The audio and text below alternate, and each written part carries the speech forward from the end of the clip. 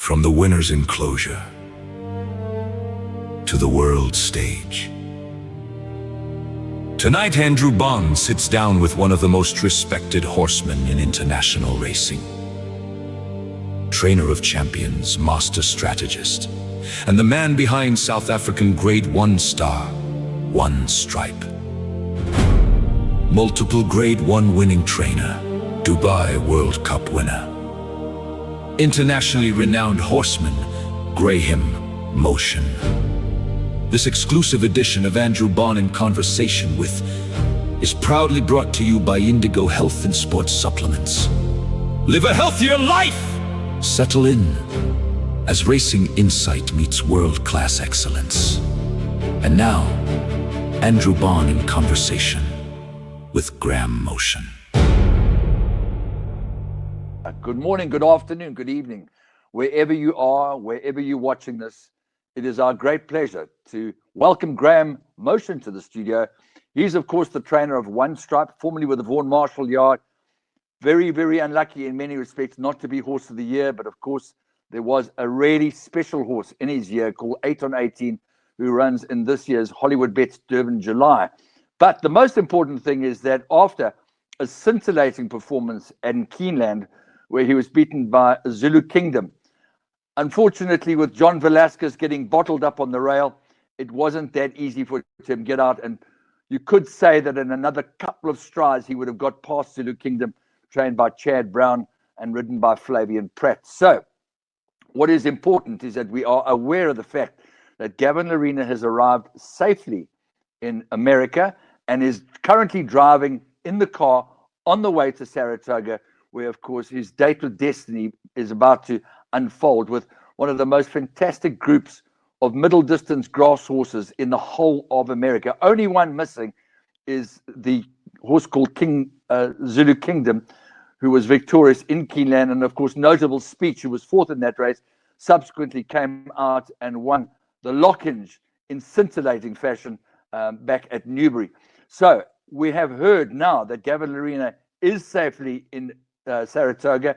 And Graham Motion, thank you very much indeed for joining us on the show to take us through the preparation of One Stripe subsequent to that wonderful performance at Keeneland. Yeah, Gavin actually just messaged me that he just arrived in Saratoga. So yes, everything's falling into place. Well, looking at this horse's preparation from whence he set foot in America, I think he's been the epitome of a good soldier, that he's adapted to his environment. He's improved with every start. His last start, I would have to say, and I hate using this word, but he looked desperately unlucky not to have won in a slow run race that ended up being a very fast race compared to the year before. How have things gone subsequent to Keeneland, Graham? Yeah, I mean, pretty smoothly, really. We all got together after the Keeneland race and decided this was the race that we would point for. Mike de Kock's always felt that going a little further with him is probably what he wants to do anyway. So this is the perfect opportunity. And the timing was great. So, he's a very straightforward horse to train. I mostly just do his fast works on his own because he does plenty on his own. He doesn't need the competition in the morning. He's a very kind horse to train. So yes, everything's gone touch wood very smoothly. Just reflecting back on Keeneland, there were a couple of important scratchings. You declared in the interview that we did prior to that race that you were worried that there didn't appear to be too much pace, and therefore Chad Brown decided to take the race by the scruff of the neck, and that's the only horse that's missing from the lineup. Otherwise, it might be the best field of grass, middle distance horses that we've seen for a very long time. Yeah, it's a solid group, including the European horse, who's also very good. But it's our best horses, and it's a grade one at Saratoga. That's sort of the cream of the crop.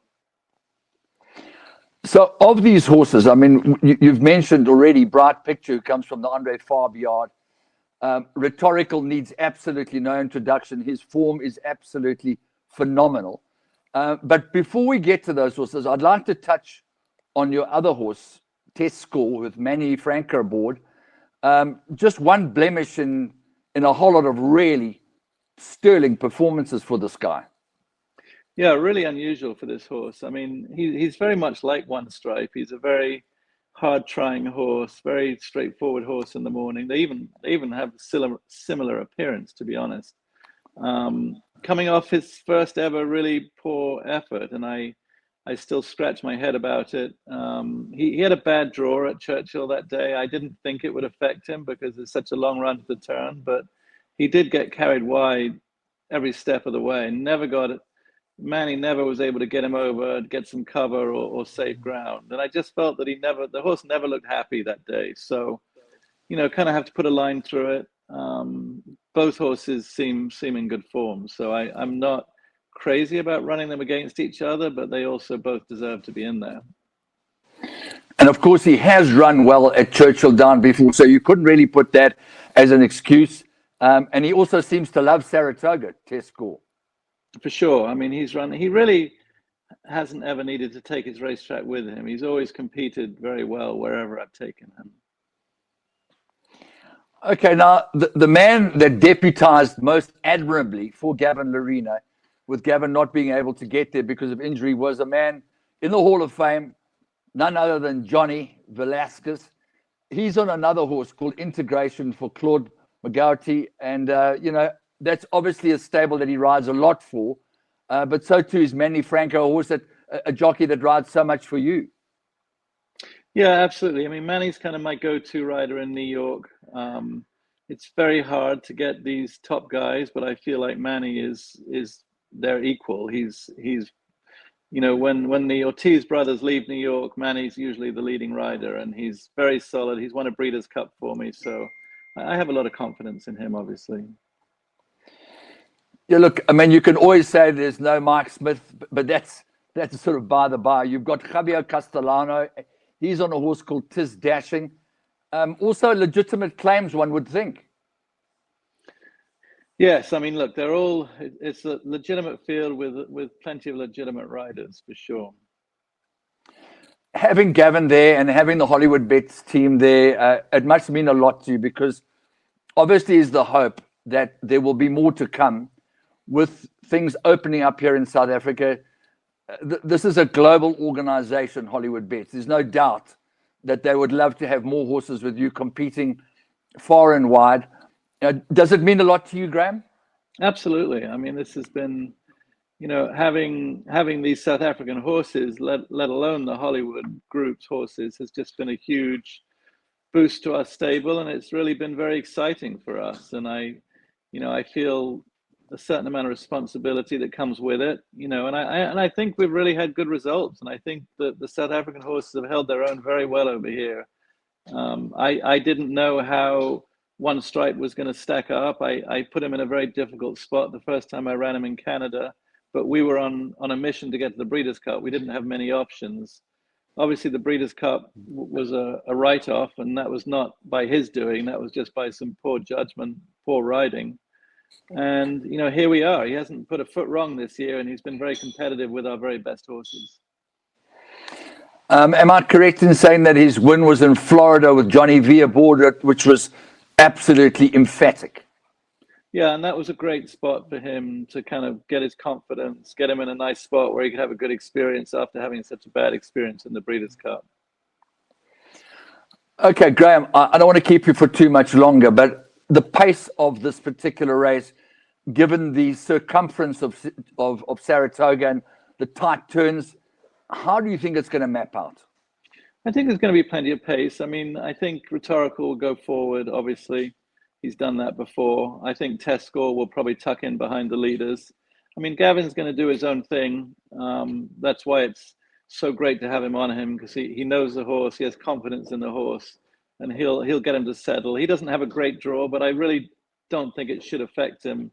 The start of this race is all the way at the top of the stretch at Saratoga, so Gavin will have plenty of time to get him over, get him tucked in, and get him some cover. He's not going to be in a hurry with him. Is it worth mentioning a horse called Deterministic with Kendrick Kamush aboard for the Miguel Clement stable? Because I get a feeling that he will also go handy. I think he will. I think he'll go forward, and he's a very good horse. And Kendrick's a little more aggressive rider. He actually rides Laura Lynn for me on Friday for Jess and Mary Slack. Kendrick rides her on Friday in the Grade 1 for the fillies.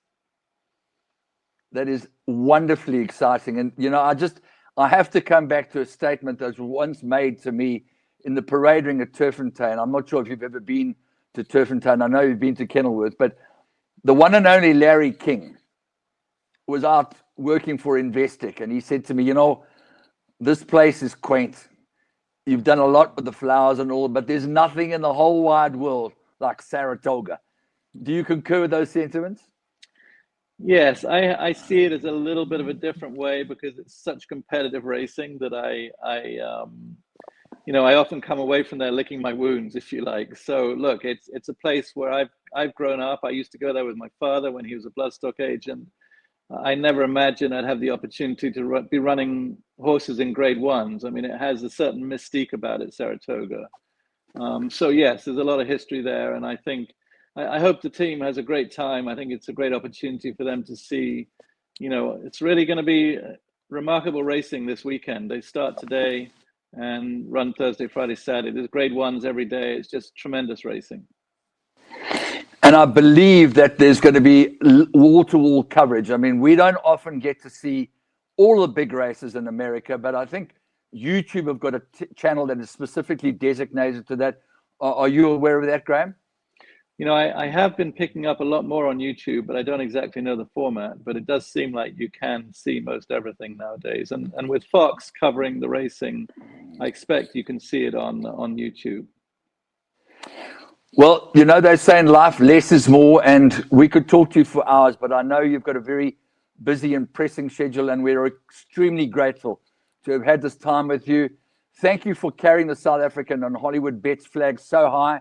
With Gavin Lerena aboard, we wish you all the strength and all the good fortune that the hard training and the expertise that you're so famous for will yield on Saturday. Well, thank you very much. I promise you I don't take it lightly. It's a pleasure to train for Hollywood and to have such nice horses. So I certainly don't take the responsibility lightly. Graham, Motion, over and out, sir. Thank you very much. May the rest of the week be wonderful for you, and look forward to seeing you, hopefully, in the winner's enclosure on Saturday evening. That sounds great. Thank you so much. Thank you, Graham. Cheerio. Bye now. You've been watching Andrew Bond in conversation with Graham Motion, trainer of One Stripe. As the spotlight now turns to Saturday's big race, the entire team wishes South African jockey Gavin Lerena and One Stripe the very best from the entire South African racing fraternity. May the silks fly high and the dream become reality. This exclusive presentation was proudly brought to you by Indigo Health and Sports Supplements.